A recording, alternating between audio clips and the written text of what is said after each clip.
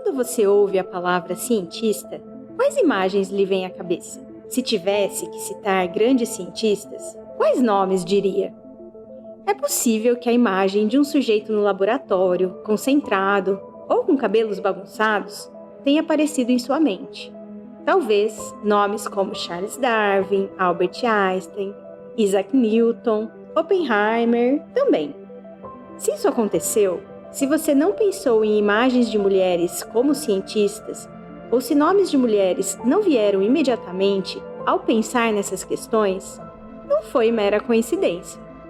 Se observarmos os livros didáticos, os materiais através dos quais aprendemos sobre ciência na escola, na universidade, vamos notar a ausência de referências femininas. Isso se deve ao fato de que o desenvolvimento do conhecimento científico foi historicamente moldado pela suposição da existência de uma dicotomia fundamental entre o masculino e o feminino, e pelo fato de que durante muito tempo a pesquisa científica foi empreendida por homens e, quando praticada por mulheres, foi deslegitimada ou invisibilizada. Durante muito tempo, as mulheres sequer possuíam o direito de serem educadas formalmente, de frequentarem escolas, muito menos o ensino superior. Como poderiam, com tantas barreiras, se tornarem cientistas? No episódio de hoje, nós vamos falar de um fenômeno conhecido como efeito Matilda, quando a contribuição das mulheres no campo da ciência e da tecnologia é ignorada ou minimizada no espaço público, na história e nas instituições. Para ilustrar esse fenômeno, nós vamos apresentar biografias de mulheres que passaram por essa experiência, cujas histórias merecem ser lembradas. Eu sou Miriade, estudante de Engenharia Mecânica. E eu sou Fernanda, professora de Sociologia. Esse é o terceiro episódio do Falando de Gênero, um podcast sobre gênero, ciência e tecnologia da UTF-PR do campus Londrina.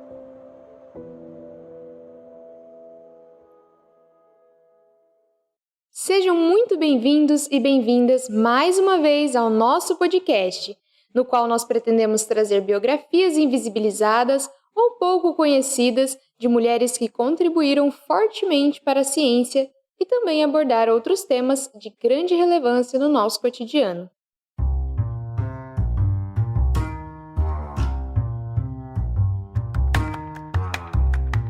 Para começar a nossa conversa, você já ouviu falar no efeito Matilda? Você sabe o que esse conceito descreve? O efeito Matilda é um conceito originado no campo da sociologia da ciência. E ele tem a seguinte história. No início do século XX, o sociólogo norte-americano Robert Merton afirmava que as estruturas do conhecimento científico se baseavam em hierarquias de poder que produziam vantagens cumulativas. Para ele, os cientistas mais famosos, aqueles que já eram mais reconhecidos, recebiam mais recursos, enquanto outros, de igual talento, poderiam ser desconsiderados ou terem os seus trabalhos apropriados pelos cientistas já renomados, mesmo em descobertas coletivas. Ele chamou esse processo de efeito Mateus. Analisando a argumentação de Merton, a historiadora da ciência Margaret Roster percebeu um efeito tal como aquele descrito por Robert Merton, mas com viés de gênero. Ela identificou casos de pesquisadoras que, por preconceito e machismo, deixaram de receber crédito por suas descobertas científicas. Os créditos pelas descobertas dessas cientistas mulheres acabaram sendo atribuídos para colegas homens. Roster decidiu nomear o caso como efeito Matilda, em homenagem a Matilda Gage, uma sufragista nova-iorquina que lutou pelos direitos das mulheres e escreveu um importante ensaio intitulado A Mulher como Inventora, e cujas contribuições foram durante muito tempo ignoradas. Vamos então conhecer duas biografias que foram marcadas por esse processo de invisibilização, pelo efeito Matilda, a de Lisa Meitner e de Ida Noddack.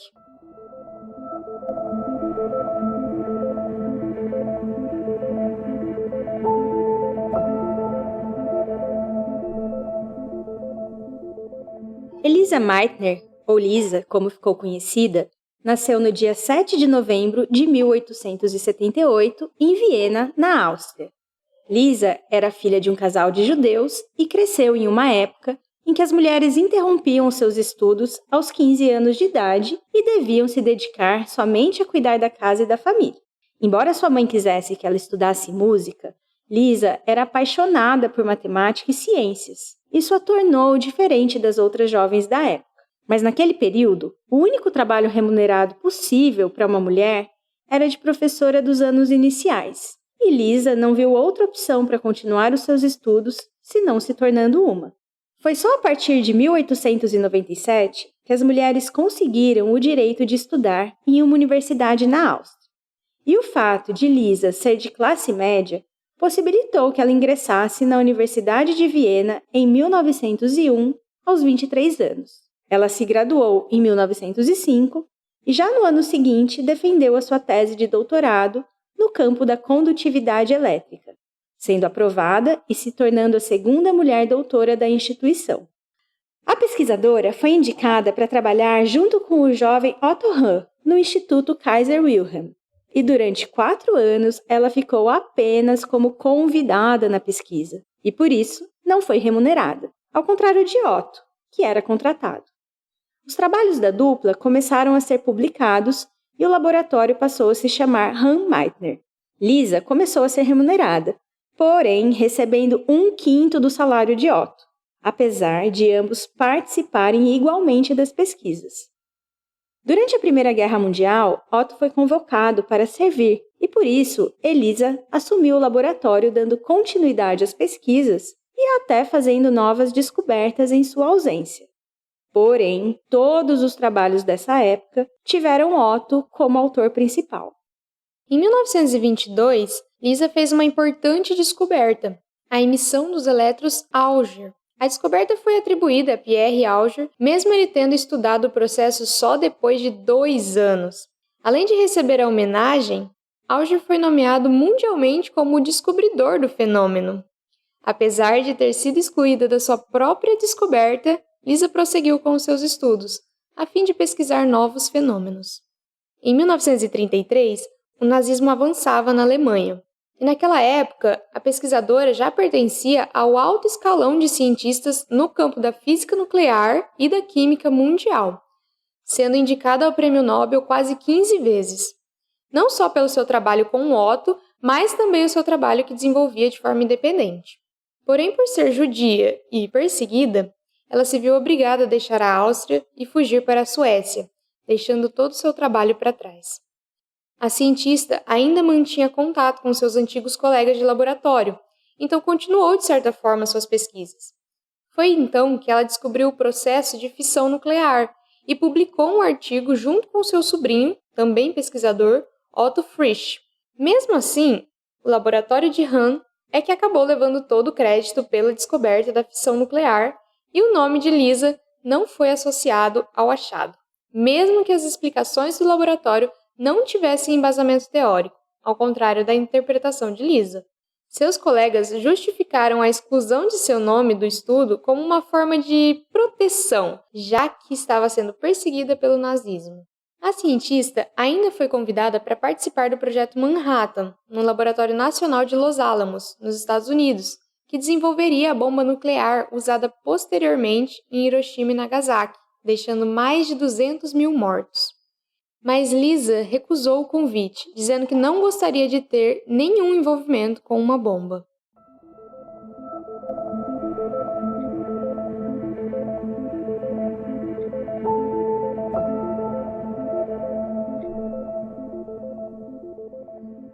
Além de Lisa, outra importante cientista que foi afetada pelo efeito Matilda foi Aida Nodak. Aida, ou Aida Tack, como se chamava antes de se casar, nasceu no dia 25 de fevereiro de 1896, na Alemanha. Aida foi a primeira mulher a estudar química em seu país, concluindo a sua graduação e o seu doutorado na Universidade Técnica de Berlim em 1921. Em 1934, Enrico Fermi disseminou algumas evidências químicas de bombardeio de nêutrons, e Aida percebeu falhas nesse estudo, e publicou então um artigo de grande relevância para a ciência, refutando os apontamentos de Fermi e fazendo as correções necessárias. Esse novo estudo mostrava o que depois seria conhecido como fissão nuclear, Porém, por não ter nenhuma prova experimental, o artigo de Aida ficou difícil de ser entendido pela comunidade científica da época e, portanto, foi completamente ignorado. Algum tempo depois, em 1938, outros 2 pesquisadores realizaram experimentos provando a mesma teoria que Aida havia defendido 4 anos antes. Enquanto isso, Otto Hahn, lá na Áustria, ao ter acesso aos resultados dos tais experimentos, ficou tão animado com as novas descobertas da sua área que enviou para sua colega, então exilada, Elisa Meitner. Sim, da história que nós acabamos de contar. Lisa ficou encarregada de fornecer o primeiro modelo teórico e a prova matemática do que foi chamado de fissão nuclear. E foi por isso que Lisa foi desenvolvendo a pesquisa compartilhada com Otto. E bom, o final vocês já sabem.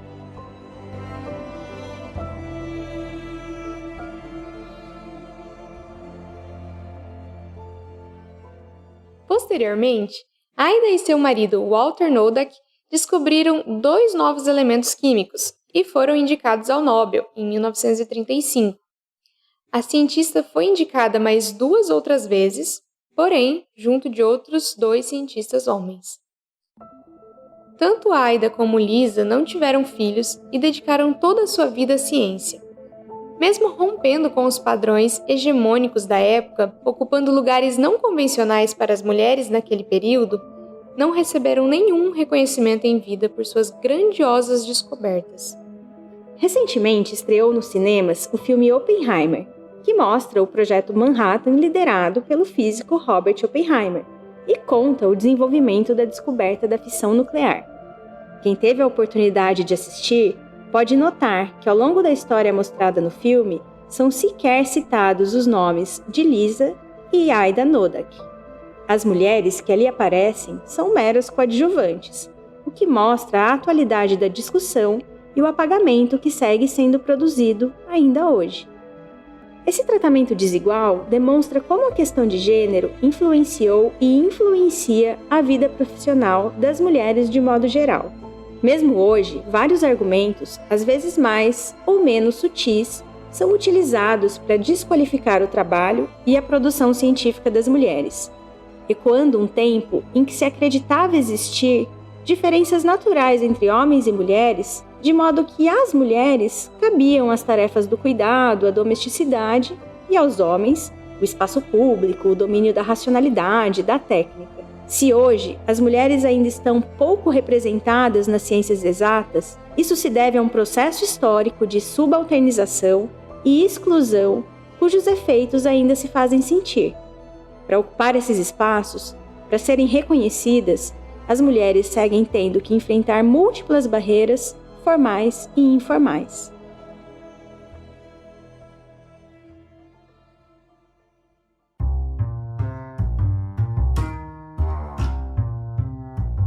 No nosso próximo episódio, nós vamos discutir uma ideia muito presente no senso comum, que é a de que mulheres não gostam de ciências exatas ou que são menos capazes naturalmente de fazer cursos nessas áreas. Será que é isso mesmo? Vamos investigar os motivos que levam esses preconceitos a terem tanta força ainda hoje. Agradecemos a todos e todas que nos ouviram até aqui e convidamos para continuar nos acompanhando na sua plataforma de áudio preferida.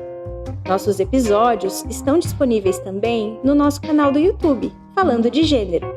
Nos sigam no Instagram e comentem no post do episódio o que acharam. A nossa página é @falando de gênero. Os nossos episódios serão lançados quinzenalmente às sextas-feiras. Compartilhe com seus amigos e familiares. É muito importante aumentarmos essa rede de debate sobre gênero. Esse podcast conta com o apoio do Programa de Bolsa de Incentivo à Produção Artística e Cultural da Universidade Tecnológica Federal do Paraná. O roteiro e produção foram feitos por nós, Miriade e Fernanda.